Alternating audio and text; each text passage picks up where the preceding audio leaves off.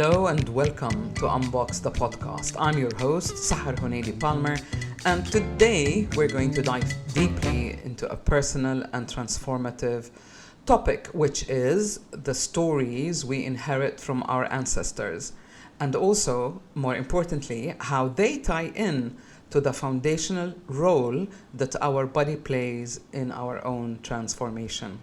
But first, I must apologize for the slight delay in releasing this episode. Yesterday was a walk your talk day for me. I spent the entire day undergoing health checkups and it took a lot longer than planned. And as we step into the new year, I wanted to ensure that I was giving my body the care and the attention that it deserved. These checkups were entirely routine, and they are a reminder of how much our bodies carry, not just physically, but emotionally and even ancestrally. So I'm really sorry for the delay. It really could not be helped. However, it's fitting that today's episode is going to explore this connection. Let us begin by talking about ancestral stories and our body. There is a simple truth that our bodies are living archives of our ancestral stories. They hold not only the genetic blueprint that's passed down from generation to generation from our parents and grandparents, but they also carry the subtle imprint of their experiences. For example, when I meet a client for the first time, I look at their date of birth and I do a little bit of numerology analysis to understand vibrationally what is their consciousness about, what is it that they came to do in life. And even through numerology, you can see the vibes that we've inherited from parents and grandparents. In the same way, these stories are inherited and they manifest in surprising ways through our health, through our behaviors, through recurring challenges that we keep facing. It's really the patterns that we repeat, and sometimes it's no fault of our own. For me, this became glaringly obvious during my checkups.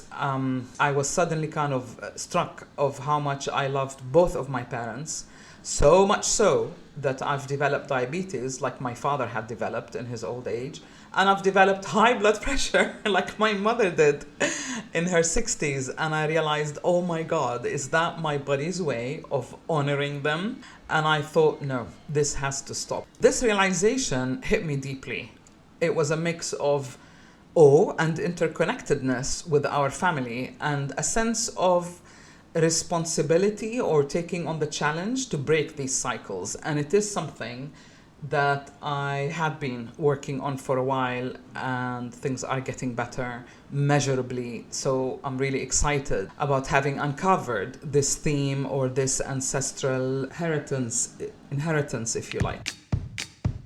This summer, I purchased a book about our family history from my cousin, who had been working and compiling and authenticating the information for the last 15 years. Reading all the stories across the generations was really fascinating and awe-inspiring. It's how my paternal family dealt with their life journey over generations. When you go back a few generations, you can see recurring themes in their stories, having to interrupt what they're doing, forced migration, restarting again. It was certainly marked by diaspora and forced migration, but what amazed me is how they dealt with it, how they pivoted almost immediately, picked up a new thread, thrived in it despite the sorrow.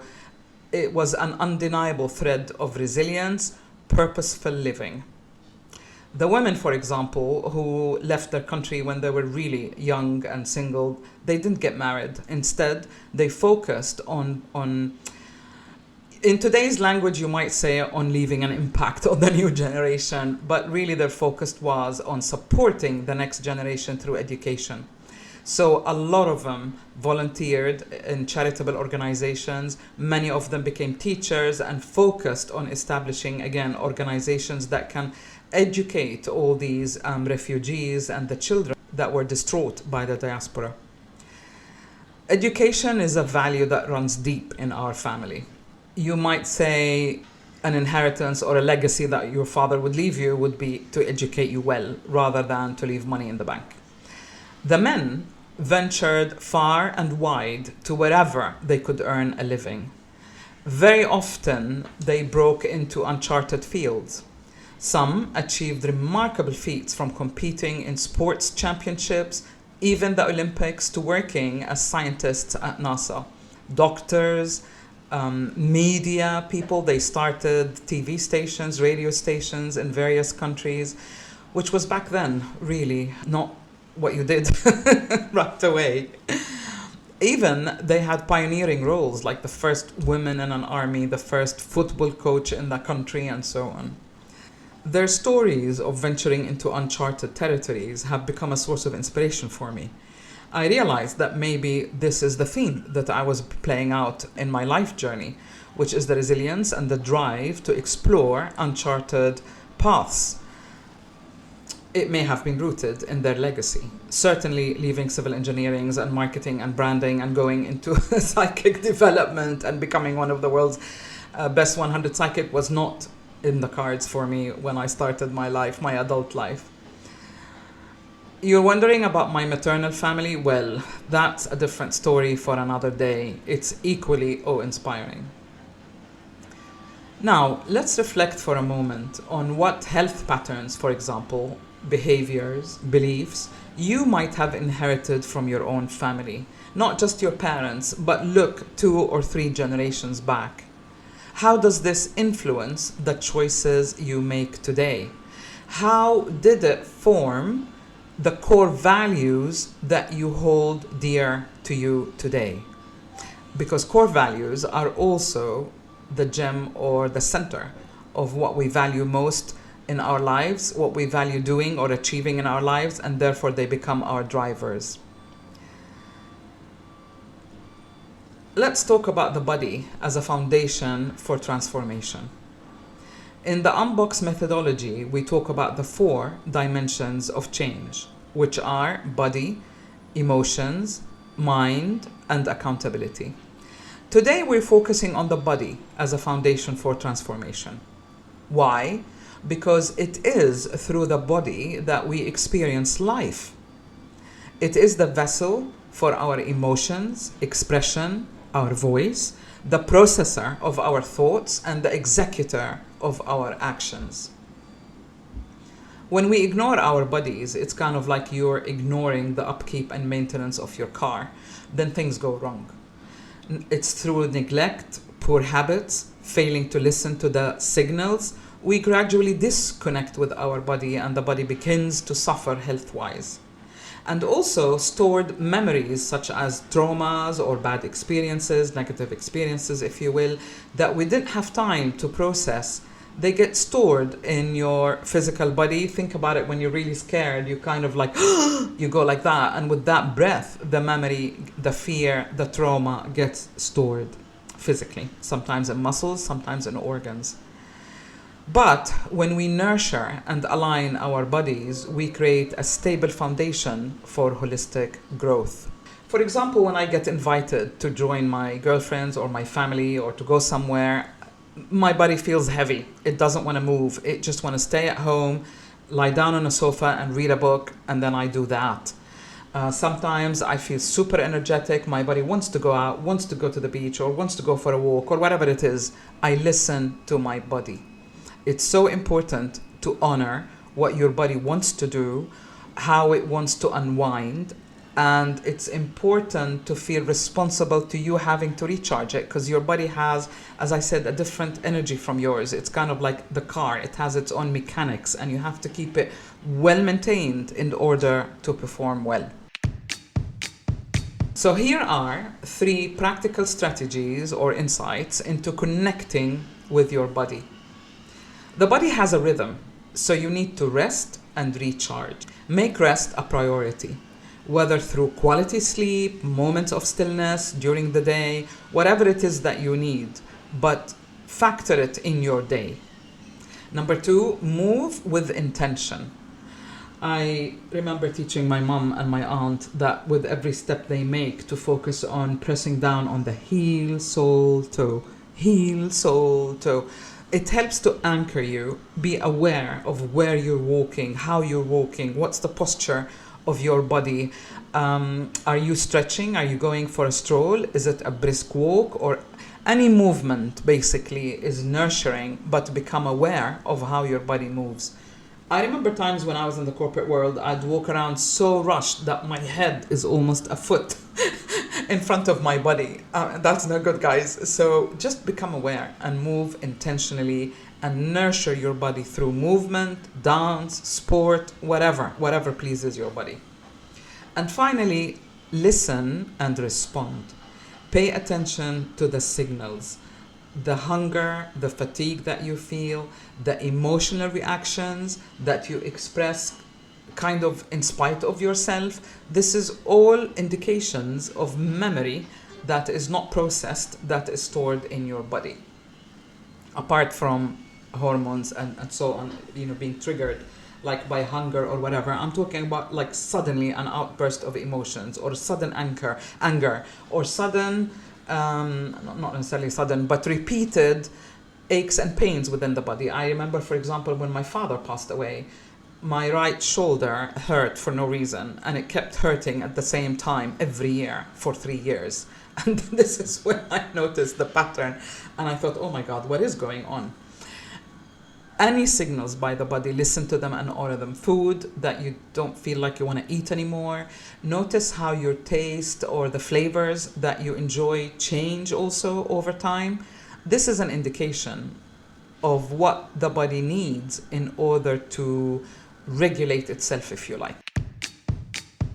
So, how do we reframe ancestral narratives? Because you've got them, whether you like it or not.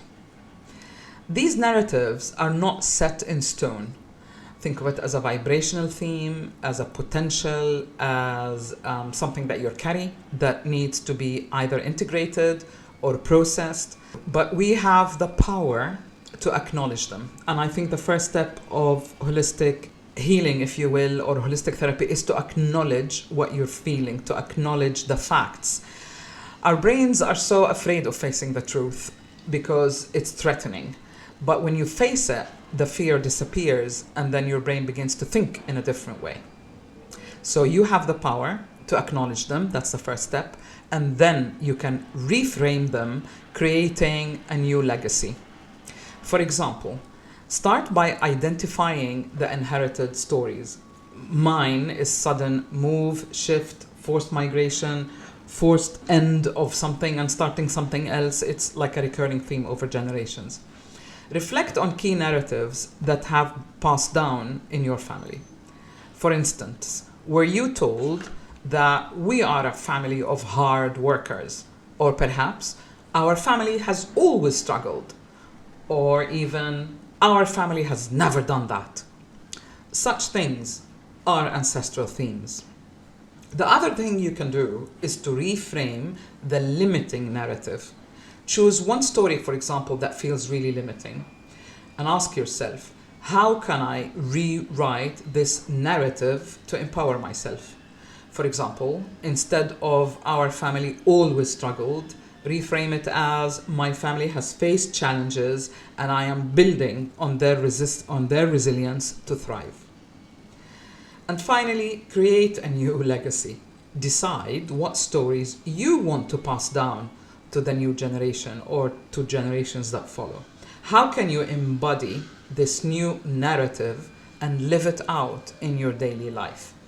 For me, at this point in my life, I would like to leave something behind that helps the younger people whenever they need it. And this is why I've been focusing on YouTube and on the podcasts so that they're available and people can watch or listen to them whenever they want to help them find inspiration and rebuild their lives, really, to have some kind of an advice available that they can readily use.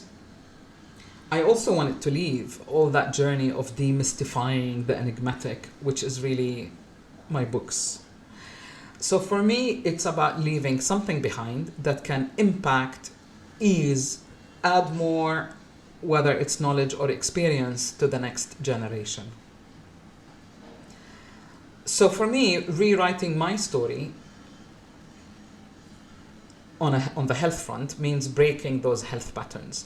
I've been consistently working with my diet, with alternative therapies that can help, and as I've mentioned, they've really yielded tangible results.